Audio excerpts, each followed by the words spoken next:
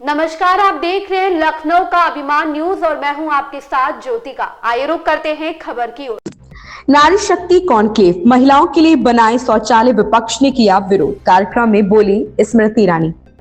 दिल्ली में विकसित भारत एम्बेसडर के नारी शक्ति कॉन्क्लेव में केंद्रीय मंत्री स्मृति ईरानी ने शिरकत की। इस दौरान उन्होंने कार्यक्रम में कहा कि पीएम मोदी का पहला अभियान स्वच्छ भारत मिशन था। जब पीएम मोदी ने घोषणा की थी कि मैं स्वच्छ भारत मिशन शुरू करूंगा और महिलाओं के लिए शौचालय का निर्माण करूंगा, तो विपक्ष कहा कि शौचालय निर्माण कैसी राजनीति है। लेकिन एक महिला होने के नाते मैं पीएम मोदी के प्रति आभार व्यक्त करती हूँ। नारी शक्ति कॉन्क्लेव के दौरान केंद्रीय मंत्री स्मृति ईरानी ने कहा कि मोदी सरकार के सत्ता में आते ही आज स्कूल में शिक्षा के लिए लड़कियों का नामांकन लगभग 100% है। जब पीएम ने देश में क्रेडिट को चलन योग्य बना दिया है, तो पीएचडी करने वाली महिलाओं की संख्या में 99% की बढ़ोतरी हुई है। कार्यालय में बोलते हुए केंद्रीय मंत्री स्मृति ईरानी ने कहा कि इतिहास में पहली बार देश का प्रधानमंत्री बनना अब युवाओं के बीच एक लोकप्रिय महत्वाकांक्षा और आकांक्षा बन गई है। ऐसा माना जाता था कि अगर आप किसी विशेष परिवार से हैं तो जन्म के समय ही यह तय हो जाता था कि आप भविष्य के नेता होंगे।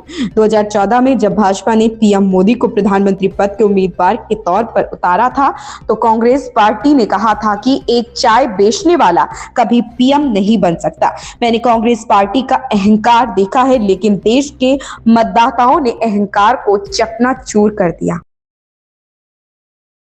इसलिए नरेंद्र मोदी का सबसे पहला कैंपेन था स्वच्छ भारत मिशन। मुझे आज भी याद है नरेंद्र मोदी जी ने ये घोषणा की कि मैं हिंदुस्तान में स्वच्छ भारत अभियान चलाऊंगा, महिलाओं के लिए टॉयलेट बनाऊंगा। तब सामने से विपक्ष से आवाज आई कि टॉयलेट बनाना ये क्या राजनीति हुई। लेकिन मैं आज एक महिला के नाते आभार व्यक्त करती हूँ प्रधानमंत्री जी का।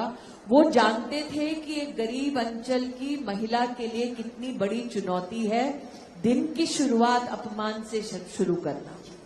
यहाँ जितने हमारे स्टूडेंट्स बैठे हैं, I want you to imagine women in this country, specially in rural areas, who had to wait either for sunset or hunt for spaces before sunrise, all so that they could relieve themselves. And if you go back to 2012, you will find that 40 to 44% sexual assaults on women happened only because they wanted to go out and relieve themselves. So imagine coming from that background to have a prime minister stand at the Red Fort and announce that for every female I will ensure that in her household there is a toilet. This has never happened before in the history of our country. इस खबर में बस इतना ही। बने रहिए लखनऊ का अभिमान news के साथ।